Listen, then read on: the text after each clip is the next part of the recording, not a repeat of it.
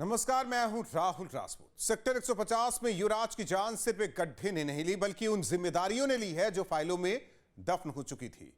जब शहर का एक होनहार इंजीनियर आधी रात को भ्रष्टाचार के दलदल में डूबा रहा था, तब इस मौत के दलदल को बनाने वाले जिम्मेदार घर में चैन से सो रहे थे। सवाल वही है, जब बजट करोड़ों का है तो सुरक्षा के इंतजाम शून्य क्यों?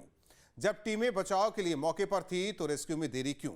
हालांकि सीएम योगी ने जब इस घटना का संज्ञान लिया, तब मामले में एक्शन तेज हो गया। मौत का गड्ढा खोदने वाले बिल्डर पर शिकंजा कस चुका है, सलाखों के पीछे भेज दिया गया है। अब इस मामले में सीबीआई की भी एंट्री हो चुकी है। दरअसल युवराज की कार जिस प्लॉट में डूबी थी, उस जगह पर कागजों में अंतर्राष्ट्रीय स्तर का स्पोर्ट्स हब बनना था, लेकिन असलियत में वो प्रशासनिक लापरवाही और बिल्डर की धोखाधड़ी का खूनी दलदल बन चुका है। इसी को लेकर अब सीबीआई ने भी मामले में एंट्री कर ली है।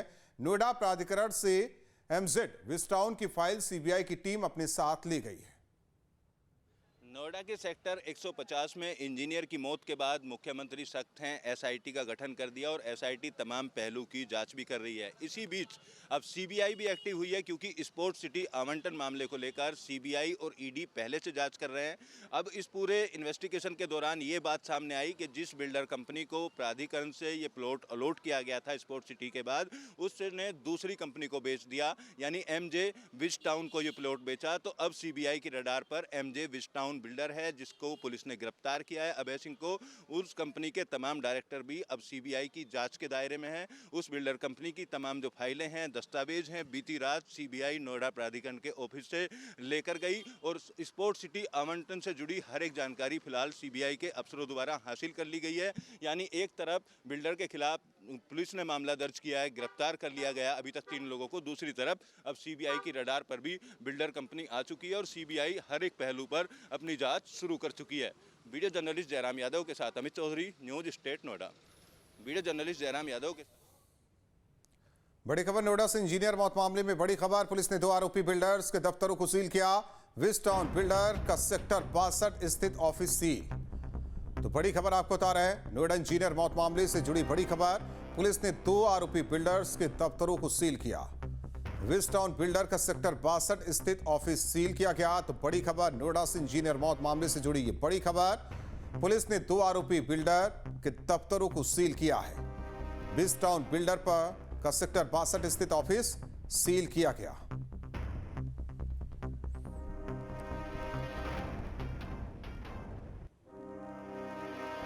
तो विस्टाउन बिल्डर का सेक्टर 62 स्थित ऑफिस सील। बड़ी खबर आपको बता रहे हैं इस वक्त, और हमारे साथ सहयोगी अमित चौधरी जुड़े हुए हैं। अमित, लगातार इस पूरे मामले में कार्रवाई, अब 2 बिल्डर के दफ्तर को सील किया गया, क्या कुछ जानकारी दर्शकों को बताइए।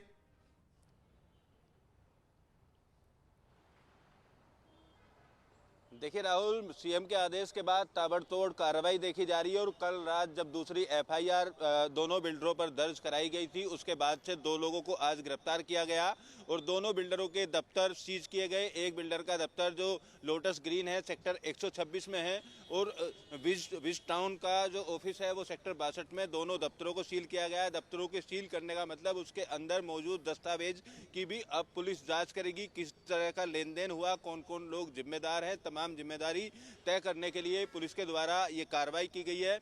ये कार्रवाई बहुत पहले नोएडा प्राधिकरण की तरफ से की जानी चाहिए थी, इतने नियमों का उल्लंघन होने के बाद, लेकिन अब पुलिस ताबड़तोड़ एक्शन में है। जो 3 लोग अभी फरार इस पूरे मामले में बताए जा रहे हैं, उनकी गिरफ्तारी के लेकर भी टीमें बनाई गई हैं। माना जा रहा है आज रात तक जितने भी लोग नामजद कराए गए उनकी गिरफ्तारी सुनिश्चित होगी और गिरफ्तार किए गए लोगों से पूछताछ करके और कौन कौन लोग इस पूरे प्रकरण में शामिल हैं उनके भी नाम शामिल किए जा सकते हैं। कोर्ट के आदेश पर नोएडा पुलिस अब प्राधिकरण के जिम्मेदार विभागों की भी जांच करेगी, उसके बारे में भी जो लोग जिम्मेदार होंगे नाम शामिल किए जा सकते हैं। तो फिलहाल सीएम योगी के एक्शन के बाद नोएडा पुलिस का ताबड़तोड़ एक्शन देखने को मिल रहा है। आज ही दोनों लोगों की गिरफ्तारी की गई और आज ही दोनों दफ्तर अभी कुछ ही देर पहले नोएडा पुलिस द्वारा सील किए गए। राहुल, अमित, आप बने रहिए हमारे साथ। तो दर्शकों को बड़ी खबर अब बता रहे हैं, इंजीनियर मौत मामले से जुड़ी ये बड़ी खबर। विस्टाउन का दफ्तर जो कि सेक्टर 62 में स्थित, उसे सील किया गया। लोटस बिल्डर का सेक्टर 126 स्थित ऑफिस सील किया गया है।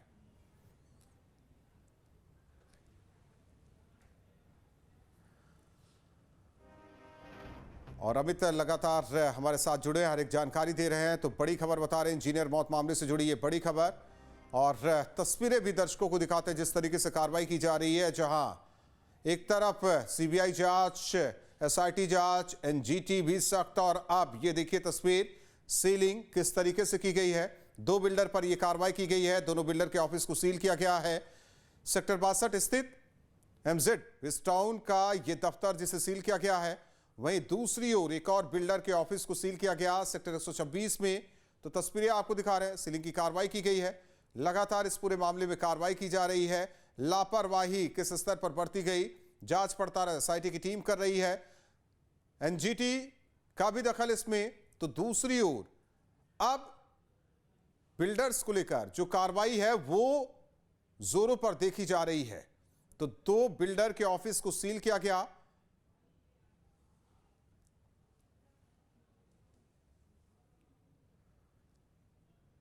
नोएडा सेक्टर 150 की घटना ने हर किसी को झकझोर कर रख दिया है। एक युवा इंजीनियर कार समेत पानी से भरे गहरे गड्ढे में गिरा। उसने हिम्मत दिखाई, पिता को कॉल किया, पुलिस फायर टीम मौके पर पहुंची, लेकिन संसाधनों के अभाव में मदद नहीं पहुंचाई जा सकी। और जब तक संसाधन पहुंचा तब तक काफी देर हो चुकी थी। नोएडा जैसे हाईटेक शहर में राहत बचाव की लचर व्यवस्था ने पूरे सिस्टम की पोल खोल दी है। लेकिन सबसे अहम है करीब 1.5 से 2 घंटे का वो समय जिसमें एक तरफ युवा इंजीनियर मौत का सामना कर रहा था और सिस्टम संसाधनों के अभाव में तमाशबीन बना रहा। उस रात, उस गोल्डन टाइम में क्या हुआ, देखिए।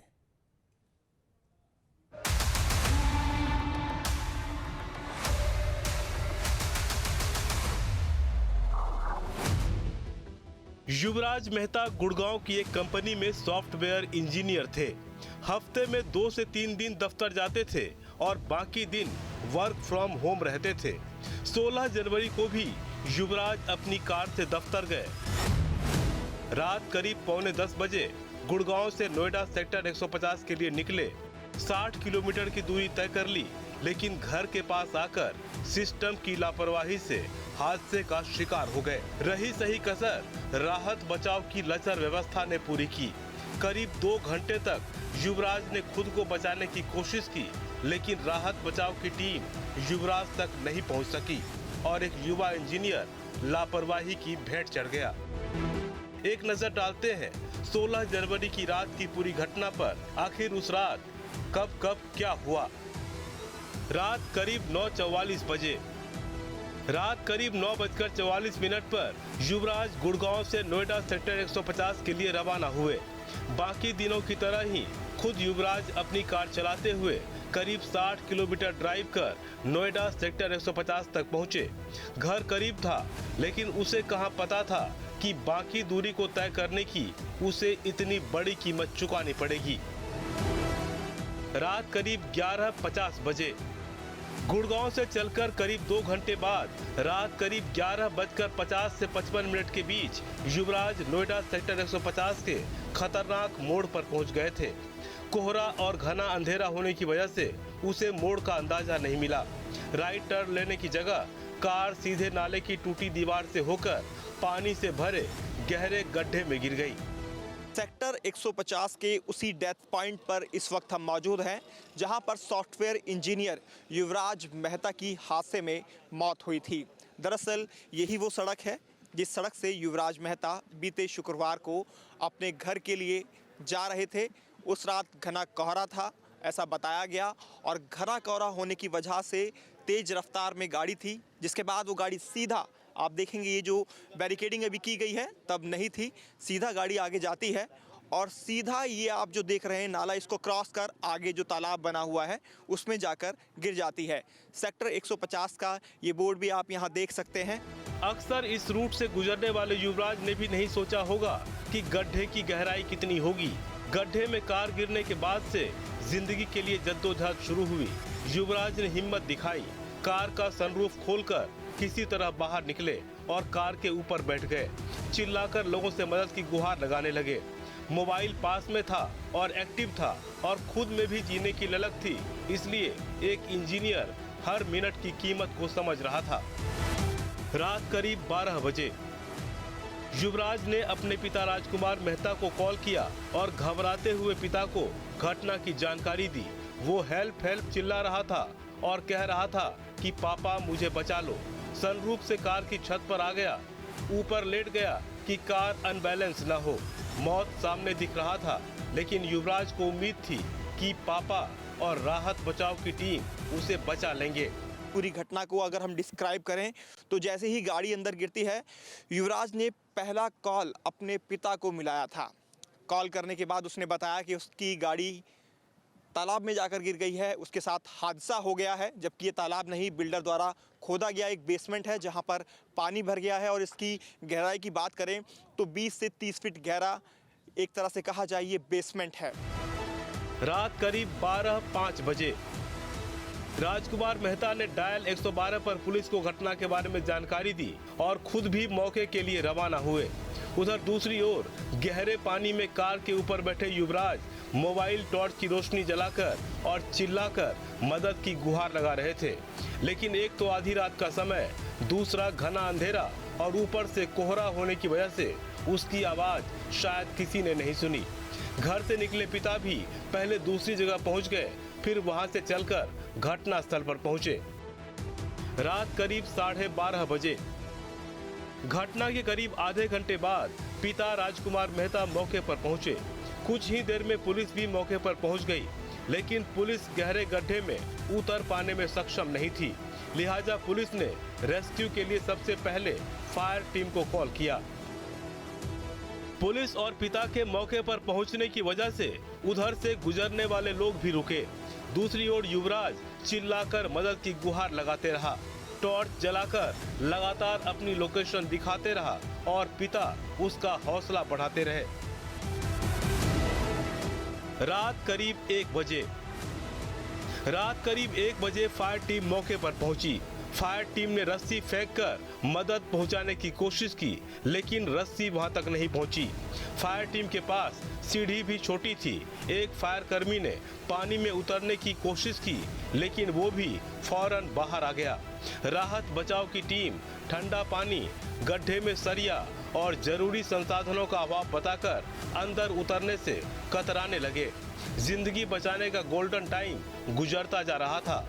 युवराज को पानी से भरे गड्ढे में गिरे हुए 1 घंटे से ज्यादा का समय बीत चुका था। 30 मिनट से ज्यादा समय फायर टीम ने भी गंवाया और फिर राहत बचाव के लिए पहुंची पुलिस और फायर टीम भी तमाशबीनों में शामिल हो गए। रात करीब 1:30 बजे घटना स्थल पर लोग इकट्ठा हो चुके थे। उस वक्त भी युवराज कार की छत से मदद की गुहार लगा रहा था। पुलिस और फायर टीम संसाधनों के अभाव में तमाशबीन बनी रही, क्योंकि किसी को तैरना नहीं आता था और बोट, ट्यूब और लाइफ जैकेट भी नहीं थे। पिता तैराक की तलाश में पागलों की तरह इधर उधर भटकते रहे। पुलिस ने मदद के लिए SDRF और NDRF को कॉल किया। यानी एक तरफ युवराज जिंदगी के लिए जद्दोजहद कर रहा था, दूसरी ओर सिस्टम तमाशबीन बने ये सब देख रहा था। घटना की रात का एक वीडियो भी सामने आया है, जिसमें पिता राजकुमार मेहता चिल्लाकर बेटे का हौसला बढ़ाते सुनाई दे रहे हैं। ये वीडियो उस समय का है जब पानी में उतरने से बचाव दल के लोग कतराने लगे थे। पीछे स्लो कर रहा है मुझे। अच्छा, आगे नहीं जाने दे रही जाके। बेटा रुक जाओ, एक गाड़ी और मैंने मंगाई है, शांत रहना, उसी जगह पे रहना। भाई इधर पानी अधिक है, इससे ये पीछे स्लो कर रहा है मुझे। अच्छा, आगे नहीं जाने दे रही जाके। बेटा रुक जाओ, एक गाड़ी और मैंने मंगाई है, शांत रहना, उसी जगह पे रहना। भाई इधर पानी अधिक है। रात करीब 2 बजे ठंडा पानी, सरिया और संसाधनों की कमी बताकर फायर कर्मी गड्ढे में उतरने से बचते रहे। उधर युवराज मदद के लिए चिल्ला रहा था। परेशान पिता भी किनारे से चिल्लाकर उसका हौसला बढ़ाते रहे। वो टॉर्च जलाकर अपनी लोकेशन भी दिखा रहा था, लेकिन लोकेशन पर तो तभी पहुंचते जब कोई जाने को तैयार होता। तभी एक डिलीवरी बॉय मनिंदर ने हिम्मत दिखाई, फायर टीम से इजाजत ली और कमर में रस्सी बांधकर पानी में उतर गया। करीब आधे घंटे तक पानी में उतरकर उसने वहां तक पहुंचने की कोशिश की, लेकिन वो कामयाब नहीं हुआ। 1:40-45 की बात है जब मैं आया था और 11:15 बजे का लड़का वहाँ पे गिरा हुआ था अंदर। मेरे आने से 5 से 7 मिनट पहले लड़का डूबा है। लड़का 2 घंटा प्लस वो जीवित रहा है। तो जब आप यहाँ पर थे तब कौन कौन सी फोर्सेस थी? फायर ब्रिगेड, एसडीआरएफ या एसडीआरएफ बाद में आई थी, या पुलिस थी? कौन कौन थे उसमें? एसडीआरएफ थोड़ी सी लेट आई थी, लेकिन जो मौके पे मौजूद आई थी वो ही फायर ब्रिगेड और पुलिस प्रशासन, वो मौके पे मौजूद थे। तो फायर ब्रिगेड के पास क्या क्रेन्स वगैरह, बाकी चीज़ें, बोट्स वगैरह कुछ था या नहीं था? क्रेन भी थी, 3x6 की नाव भी थी नाव थी उस टाइम जी, जिसमें हवा भर देते हैं वो फूल जाती है, वो भी थी 3x6, 3 फुट चौड़ी थी, वो 6 फुट लंबी थी। ठीक है जी। सेफ्टी जैकेट भी थी, जो कि आसानी से उस लड़के को बचाया जा सकता था। 100 मीटर का रस्सा भी था उनके पास, जिस तरीके से उस लड़के को बचा, जितना समय मिला था ना, उस समय में तो गाड़ी भी बाहर आ जाती इस रोड पे अगर चाहते तो, लेकिन कुछ नहीं आया। सवाल यही कि अब क्या इस तरह की जितने डेथ पॉइंट हैं उनमें सुधार किया जाएगा? नाडा प्राधिकरण की तरफ से क्या आगे कोई एक्शन लिया जाएगा? क्योंकि सीईओ लोकेश एम पर तो कार्रवाई की गई है, एसआईटी टीम का गठन भी किया गया है, और जांच रिपोर्ट के बाद क्या आगे भी अधिकारियों पर इस पूरे मामले में कार्रवाई की जाएगी, ये देखना बेहद दिलचस्प रहेगा। वीडियो जर्नलिस्ट यश शर्मा के साथ हिमांशु शर्मा, न्यूज़ स्टेट, नाडा, सेक्टर 150। आपके मोबाइल पर तुरंत आएगी ब्रेकिंग न्यूज, स्क्रीन पर सबसे पहले दिखेगी बड़ी खबर, देश दुनिया की हर खबर एक जगह। अब आपके मोबाइल पर तुरंत फटाफट इंस्टॉल कीजिए न्यूज़ नेशन ऐप और रखिए खुद को अपडेट।